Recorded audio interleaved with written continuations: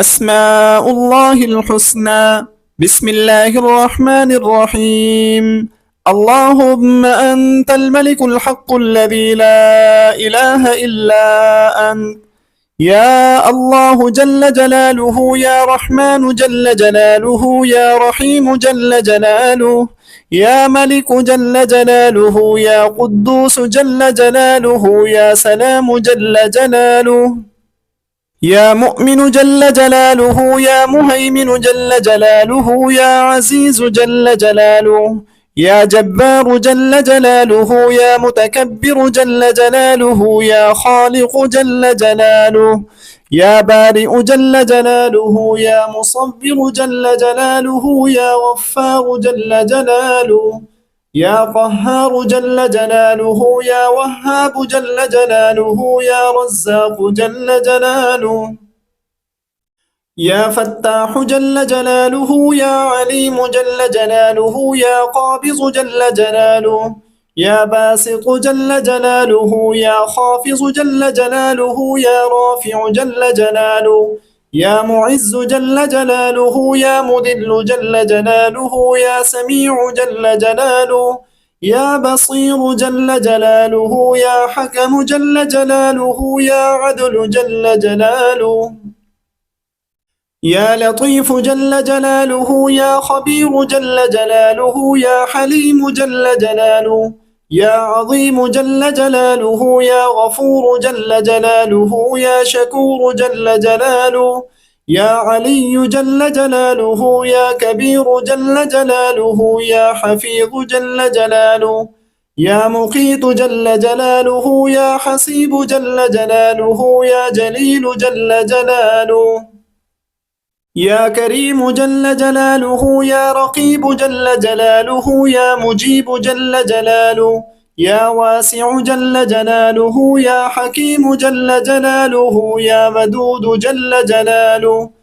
يا مجيد جل جلاله، يا باعث جل جلاله، يا شهيد جل جلاله، يا حق جل جلاله، يا وكيل جل جلاله، يا قوي جل جلاله، يا متين جل جلاله، يا ولي جل جلاله، يا حميد جل جلاله، يا محصي جل جلاله، يا مبدئ جل جلاله، يا معيد جل جلاله، يا محيي جل جلاله، يا مميت جل جلاله، يا حي جل جلاله، يا قيوم جل جلاله، يا ماجد جل جلاله، يا ماجد جل جلاله، يا واحد جل جلاله، يا أحد جل جلاله، يا صمد جل جلاله، يا قادر جل جلاله، يا مقتدر جل جلاله، يا مقدم جل جلاله،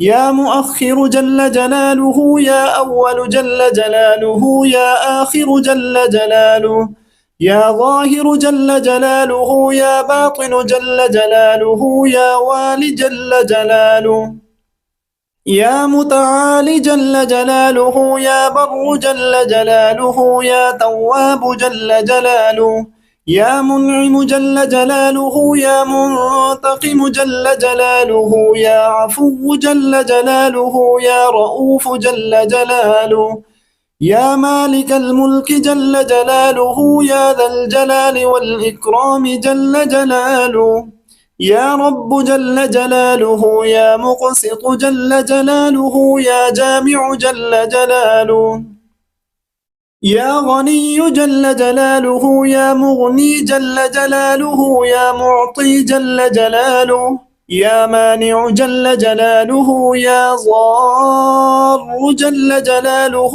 يا نافع جل جلاله، يا نور جل جلاله، يا هادي جل جلاله، يا بديع جل جلاله، يا باقي جل جلاله، يا وارث جل جلاله، يا رشيد جل جلاله، يا صبور جل جلاله، يا صادق جل جلاله، يا ستار جل جلاله.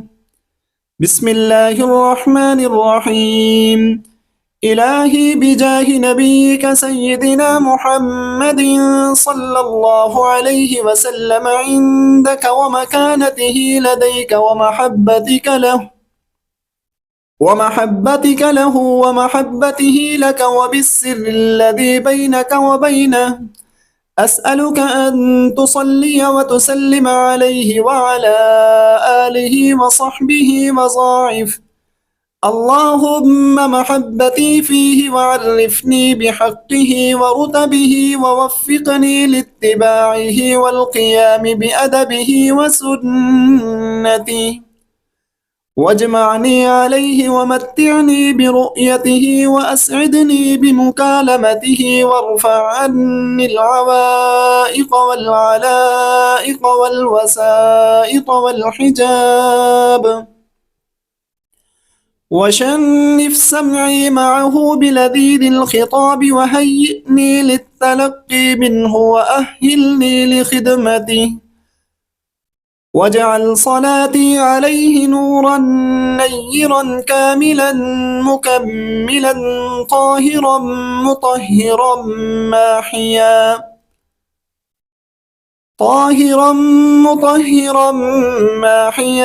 كل ظلم وظلمة وشك وشرك وكفر وزور وبزر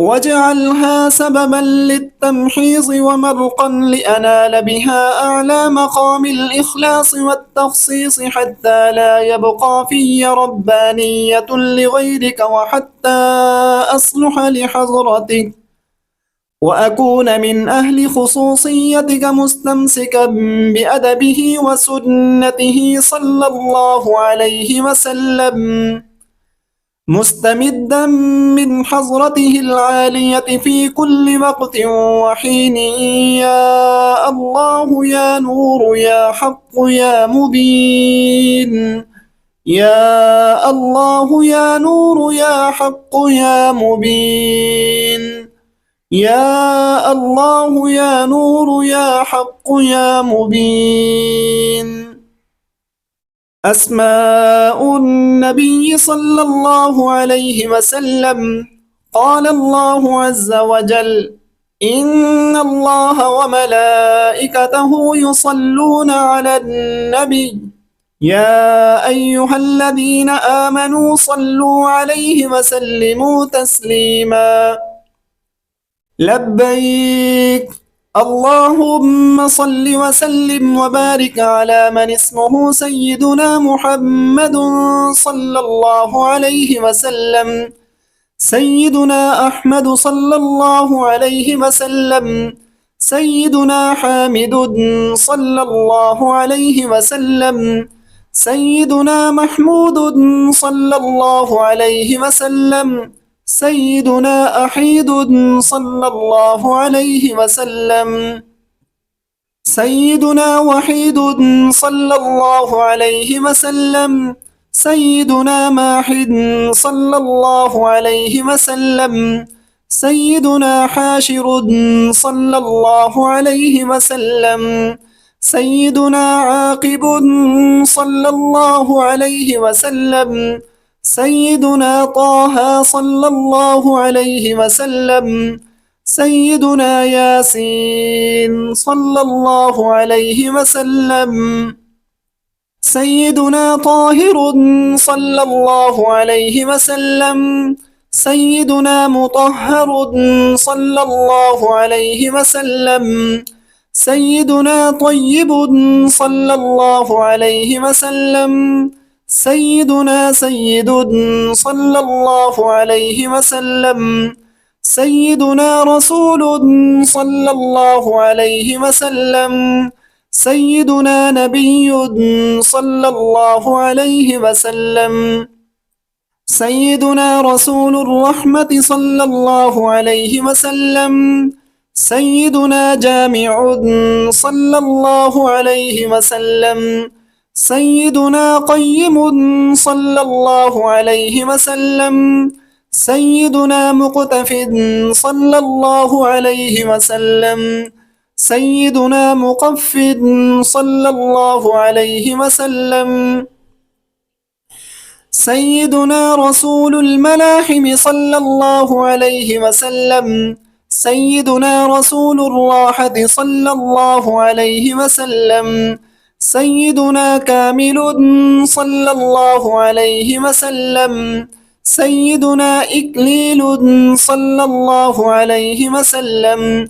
سيدنا مدثر صلى الله عليه وسلم. سيدنا مزمل صلى الله عليه وسلم. سيدنا عبد الله صلى الله عليه وسلم. سيدنا حبيب الله صلى الله عليه وسلم. سيدنا صفي الله صلى الله عليه وسلم. سيدنا نجي الله صلى الله عليه وسلم. سيدنا كليم الله صلى الله عليه وسلم. سيدنا خاتم الأنبياء صلى الله عليه وسلم. سيدنا خاتم الرسل صلى الله عليه وسلم.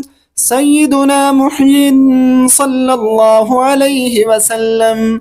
سيدنا منج صلى الله عليه وسلم. سيدنا مذكر صلى الله عليه وسلم. سيدنا ناصر صلى الله عليه وسلم. سيدنا منصور صلى الله عليه وسلم. سيدنا نبي الرحمة صلى الله عليه وسلم. سيدنا نبي التوبة صلى الله عليه وسلم. سيدنا حريص عليكم صلى الله عليه وسلم. سيدنا معلوم صلى الله عليه وسلم. سيدنا شهير صلى الله عليه وسلم. سيدنا شاهد صلى الله عليه وسلم. سيدنا شهيد صلى الله عليه وسلم. سيدنا مشهود صلى الله عليه وسلم. سيدنا بشير صلى الله عليه وسلم. سيدنا مبشر صلى الله عليه وسلم. سيدنا نذير صلى الله عليه وسلم. سيدنا منذر صلى الله عليه وسلم. سيدنا نور صلى الله عليه وسلم. سيدنا سراج صلى الله عليه وسلم. سيدنا مصباح صلى الله عليه وسلم. سيدنا هدى صلى الله عليه وسلم. سيدنا مهدي صلى الله عليه وسلم. سيدنا منير صلى الله عليه وسلم. سيدنا داع صلى الله عليه وسلم. سيدنا مدعو صلى الله عليه وسلم. سيدنا مجيب صلى الله عليه وسلم. سيدنا مجاب صلى الله عليه وسلم. سيدنا حفي صلى الله عليه وسلم. سيدنا عفو صلى الله عليه وسلم. سيدنا ولي صلى الله عليه وسلم. سيدنا حق صلى الله عليه وسلم. سيدنا قوي صلى الله عليه وسلم.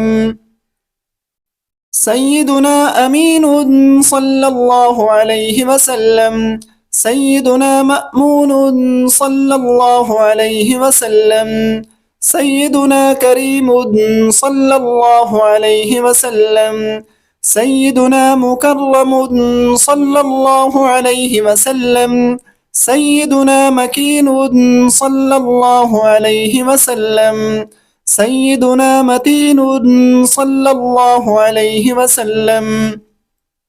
سيدنا مبين صلى الله عليه وسلم.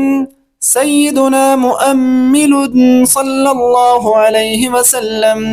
سيدنا رسول صلى الله عليه وسلم. سيدنا ذو قوة صلى الله عليه وسلم.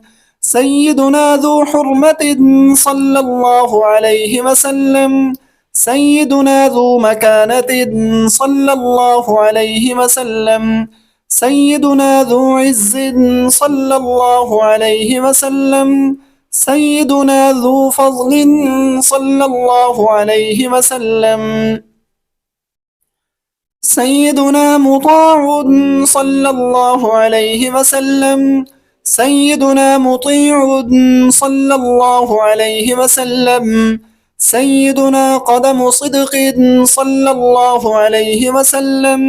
سيدنا رحمة صلى الله عليه وسلم. سيدنا بشرى صلى الله عليه وسلم. سيدنا غوث صلى الله عليه وسلم. سيدنا غيث صلى الله عليه وسلم. سيدنا غياث صلى الله عليه وسلم. سيدنا نعمة الله صلى الله عليه وسلم. سيدنا هدية الله صلى الله عليه وسلم. سيدنا عروة وثقى صلى الله عليه وسلم. سيدنا صراط الله صلى الله عليه وسلم. سيدنا صراط مستقيم صلى الله عليه وسلم. سيدنا ذكر الله صلى الله عليه وسلم. سيدنا سيف الله صلى الله عليه وسلم. سيدنا حزب الله صلى الله عليه وسلم. سيدنا النجم الثاقب صلى الله عليه وسلم. سيدنا مصطفى صلى الله عليه وسلم.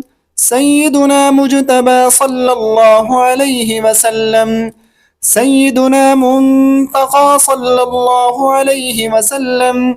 سيدنا أمي صلى الله عليه وسلم. سيدنا مختار صلى الله عليه وسلم. سيدنا أجير صلى الله عليه وسلم. سيدنا جبار صلى الله عليه وسلم. سيدنا أبو القاسم صلى الله عليه وسلم. سيدنا أبو الطاهر صلى الله عليه وسلم. سيدنا أبو الطيب صلى الله عليه وسلم. سيدنا أبو إبراهيم صلى الله عليه وسلم. سيدنا مشفع صلى الله عليه وسلم. سيدنا شفيع صلى الله عليه وسلم. سيدنا صالح صلى الله عليه وسلم. سيدنا مصلح صلى الله عليه وسلم. سيدنا مهيمن صلى الله عليه وسلم. سيدنا صادق صلى الله عليه وسلم. سيدنا مصدق صلى الله عليه وسلم. سيدنا صدق صلى الله عليه وسلم. سيدنا سيد المرسلين صلى الله عليه وسلم. سيدنا إمام المتقين صلى الله عليه وسلم. سيدنا قائد الغر المحجلين صلى الله عليه وسلم.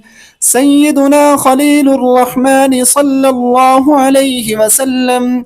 سيدنا برد صلى الله عليه وسلم. سيدنا مبرد صلى الله عليه وسلم. سيدنا وجيه صلى الله عليه وسلم. سيدنا نصيح صلى الله عليه وسلم. سيدنا ناصح صلى الله عليه وسلم. سيدنا وكيل صلى الله عليه وسلم.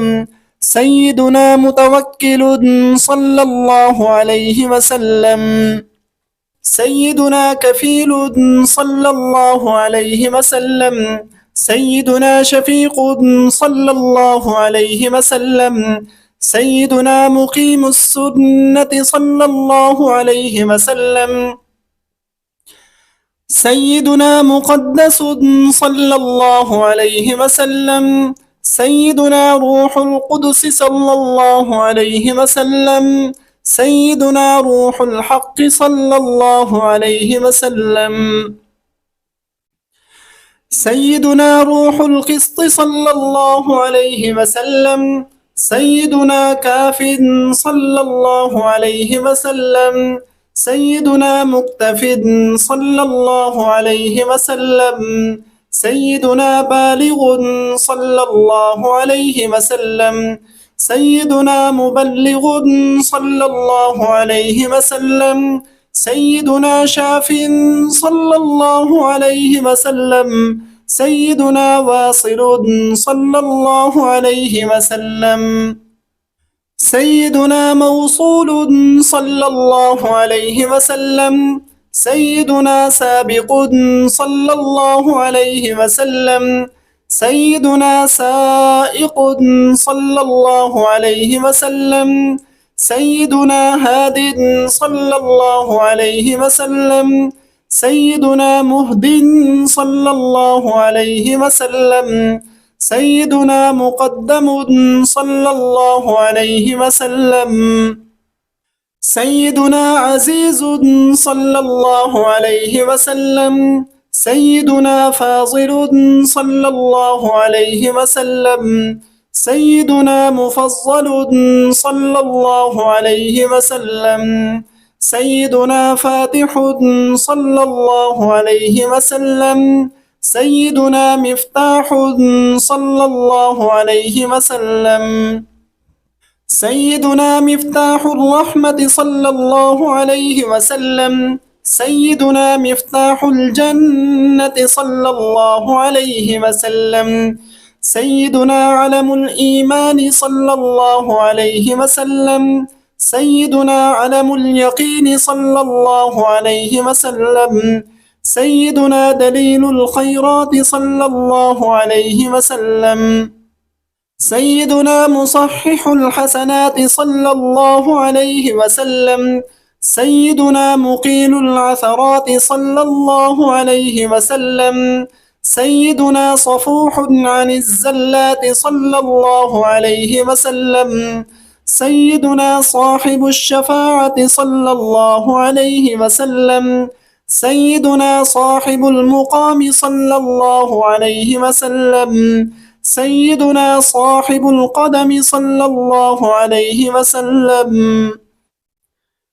سيدنا مخصوص بالعز صلى الله عليه وسلم، سيدنا مخصوص بالمجد صلى الله عليه وسلم، سيدنا مخصوص بالشرف صلى الله عليه وسلم، سيدنا صاحب الوسيلة صلى الله عليه وسلم، سيدنا صاحب السيف صلى الله عليه وسلم، سيدنا صاحب الفضيلة صلى الله عليه وسلم، سيدنا صاحب الإزار صلى الله عليه وسلم، سيدنا صاحب الحجة صلى الله عليه وسلم، سيدنا صاحب السلطان صلى الله عليه وسلم، سيدنا صاحب الرداء صلى الله عليه وسلم، سيدنا صاحب الدرجة الرفيعة صلى الله عليه وسلم، سيدنا صاحب التاج صلى الله عليه وسلم، سيدنا صاحب المغفر صلى الله عليه وسلم، سيدنا صاحب اللواء صلى الله عليه وسلم، سيدنا صاحب المعراج صلى الله عليه وسلم، سيدنا صاحب القصيب صلى الله عليه وسلم، سيدنا صاحب البراق صلى الله عليه وسلم، سيدنا صاحب الخاتم صلى الله عليه وسلم، سيدنا صاحب العلامة صلى الله عليه وسلم، سيدنا صاحب البرهان صلى الله عليه وسلم، سيدنا صاحب البيان صلى الله عليه وسلم، سيدنا فصيح اللسان صلى الله عليه وسلم، سيدنا مطهر الجنان صلى الله عليه وسلم، سيدنا رؤوف صلى الله عليه وسلم، سيدنا رحيم صلى الله عليه وسلم، سيدنا أذن خير صلى الله عليه وسلم، سيدنا صحيح الإسلام صلى الله عليه وسلم، سيدنا سيد الكونين صلى الله عليه وسلم، سيدنا عين النعيم صلى الله عليه وسلم، سيدنا عين الغر صلى الله عليه وسلم، سيدنا سعد الله صلى الله عليه وسلم، سيدنا سعد الخلق صلى الله عليه وسلم، سيدنا خطيب الأمم صلى الله عليه وسلم، سيدنا علم الهدى صلى الله عليه وسلم، سيدنا كاشف الكرب صلى الله عليه وسلم، سيدنا رافع الرتب صلى الله عليه وسلم، سيدنا عز العرب صلى الله عليه وسلم، سيدنا صاحب الفرج صلى الله عليه وسلم. اللهم يا رب بجاه نبيك المصطفى ورسولك المرتضى ووليك المجتبى طهر قلوبنا من كل وصف يباعدنا عن مشاهدتك ومحبتك وأمتنا على السنة والجماعة والشوق إلى لقائك يا ذا الجلال والإكرام. وصلى الله على سيدنا ومولانا محمد وعلى آله وصحبه وسلم تسليما، والحمد لله رب العالمين. اللهم صل على محمد وعلى آل محمد كما صليت على إبراهيم وعلى آل إبراهيم إنك حميد مجيد. اللهم بارك على محمد وعلى آل محمد كما باركت على إبراهيم وعلى آل إبراهيم إنك حميد مجيد. صفة روضة رسول الله صلى الله عليه وسلم. هذه صفة الروضة المباركة التي دفن فيها رسول الله صلى الله عليه وسلم وصاحباه أبو بكر وعمر رضي الله تعالى عنهما. هكذا ذكره عروة بن الزبير رضي الله تعالى عنهما قال: دفن رسول الله صلى الله عليه وسلم في السهوة، ودفن أبو بكر الصديق رضي الله تعالى عنه خلف رسول الله صلى الله عليه وسلم، ودفن عمر بن الخطاب رضي الله تعالى عنه عند رجلي أبي بكر الصديق رضي الله تعالى عنه. وبقيت السهمة الشرقية فارغة فيها موضع قبر يقال له والله أعلم إن عيسى ابن مريم عليهما الصلاة والسلام يدفن فيه. وكذلك جاء في الخبر عن رسول الله صلى الله عليه وسلم.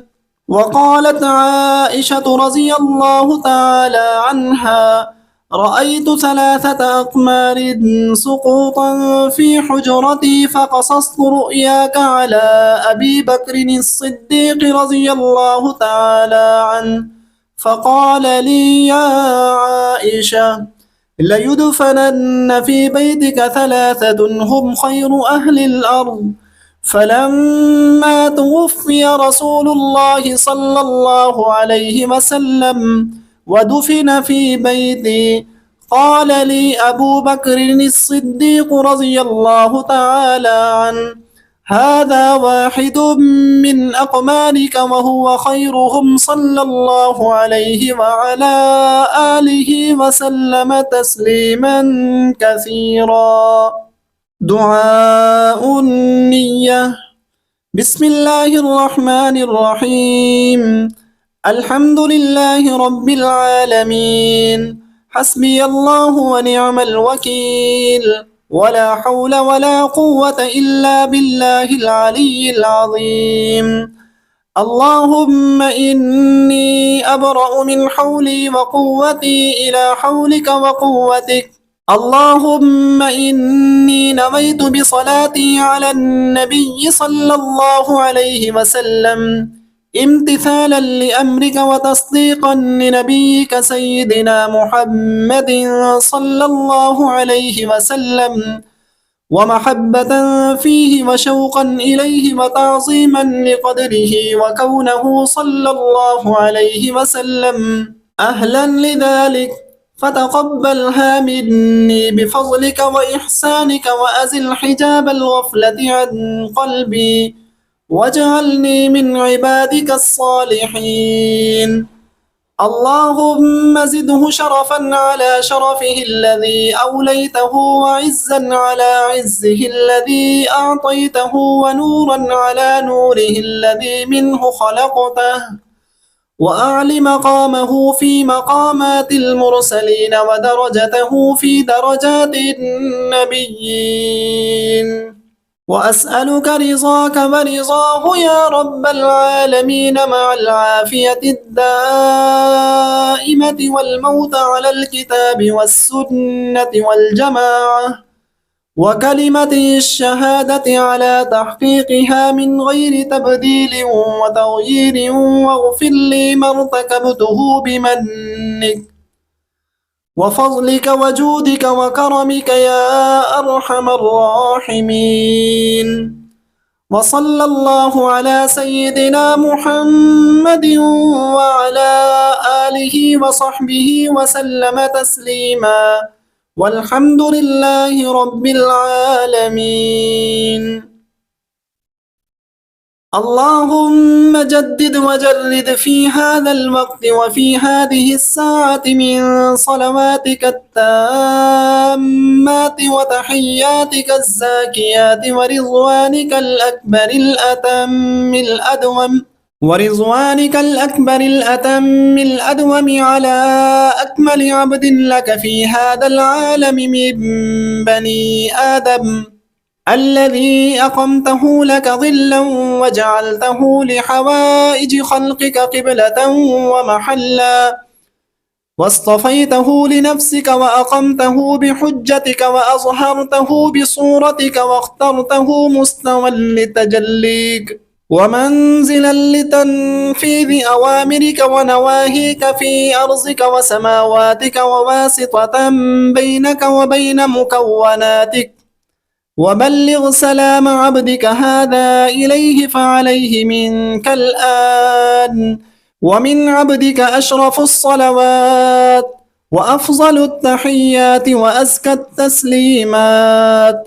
اللهم ذكره بي ليذكرني عندك بما أنت أعلم أنه نافع لي عاجلا وآجلا على قدر معرفته بك ومنزلته لديك، لا على قدر علمي ومنتهى فهمي، إنك بكل فضل جدير وعلى ما تشاء قدير.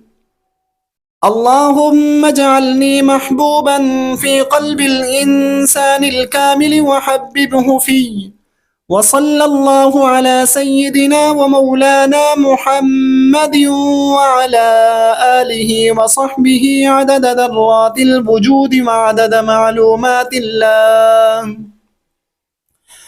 اللهم وفقني لقراءتها على الدوام، آمين يا رب العالمين.